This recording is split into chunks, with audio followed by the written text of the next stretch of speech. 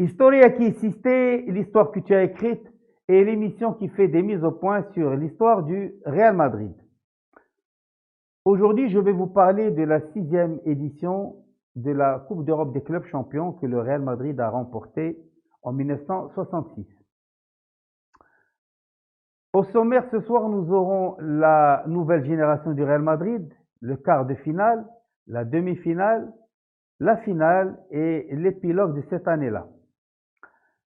Après le premier âge d'or du Real Madrid, l'époque des Galactiques 1.0, dans les années 60-65, le club merengue a entamé un processus de rajeunissement de son effectif.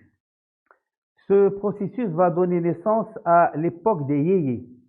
Alors, yéyé en référence au courant musical européen des années 60. La passerelle entre ces deux générations-là sera Gento. Et Gento qui va rester jusqu'en 1971 au Real Madrid.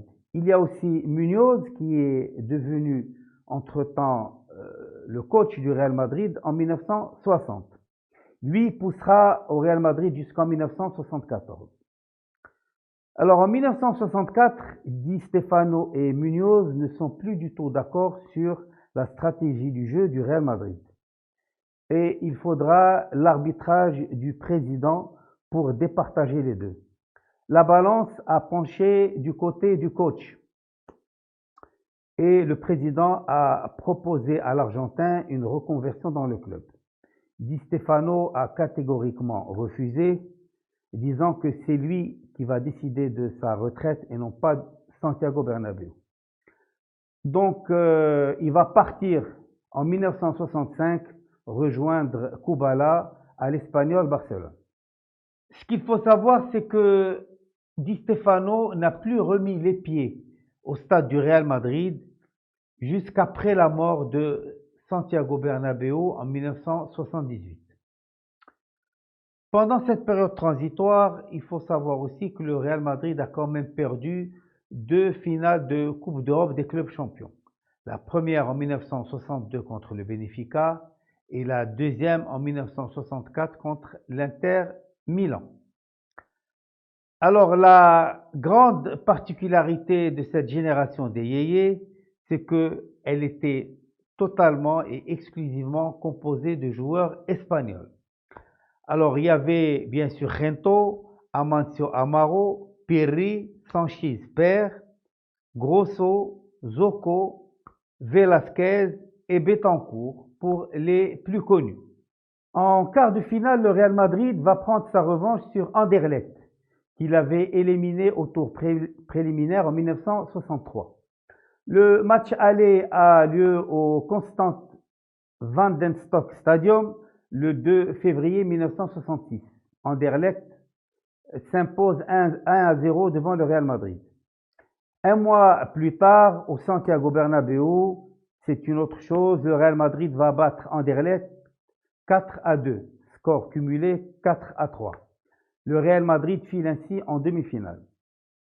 Alors, dans cette demi-finale, le Real Madrid va encore une fois prendre sa revanche sur l'international, qui est l'Inter de Milan, qu'il avait battu en finale le 27 mai 1964 sur le score de 3-1, doublé de Mazzola et but de Miliani. Le Real Madrid va ainsi priver l'Inter Milan de son projet de triplé, car l'Inter Milan avait gagné l'édition de 64 et de 65. Ils iront jusqu'à jouer une finale qu'ils perdront en 67. Il faut savoir que c'était le grand Inter de Milan, l'Inter Milan de Facchetti, de Mazzola, et encore une fois, le Real Madrid a su arriver à bout, à casser ce fameux catenaccio italien après la Viola et le Milan AC dans les années 50. Le match aller a lieu au Santiago Bernabéu le 13 avril 1966. Le Real Madrid s'impose 1-0. Au match retour au San Siro le 20 avril 1966, match nul 1 partout entre l'Inter et le Real Madrid. Le Real Madrid va enfin retrouver une finale. Cette finale a lieu au stade du Heysel à Bruxelles, le 11 mai 1966, devant 47 000 spectateurs.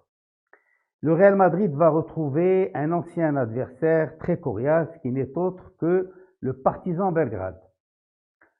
Le Real Madrid va encaisser le premier but par Vazovic à la 50e minute, avant que Amancio Amaro l'égalise à la 70e et que Serena à la 76e qui va sceller le match.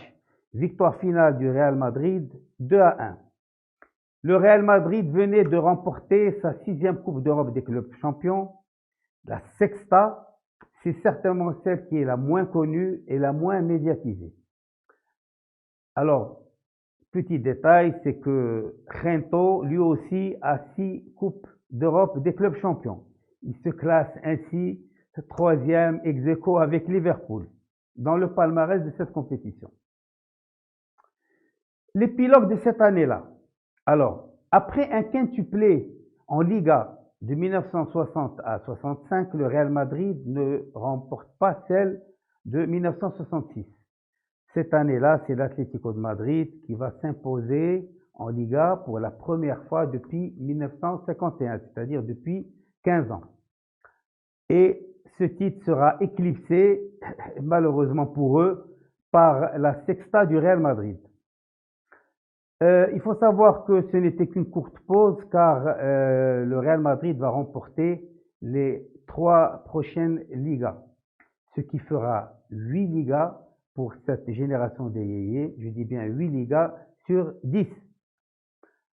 Il faut savoir que cette année-là, en 1966, le Real Madrid va remporter la Coupe Mohamed V, très chère au cœur des Marocains, devant Boca Juniors de Ratin et d'un certain César Luis Menotti, et ce après avoir échoué en 62 et en 64, comme en Ligue des Champions. En 66, c'était la dernière visite du Real Madrid au Maroc avant le Mondial des clubs en 2014. La suite, on la connaît. Notre émission est maintenant terminée. J'espère vous retrouver dans la prochaine pour vous parler de la traversée du désert européenne du Real Madrid. Surtout, restez chez vous, ne sortez pas et en attendant, à la Madridina Damas!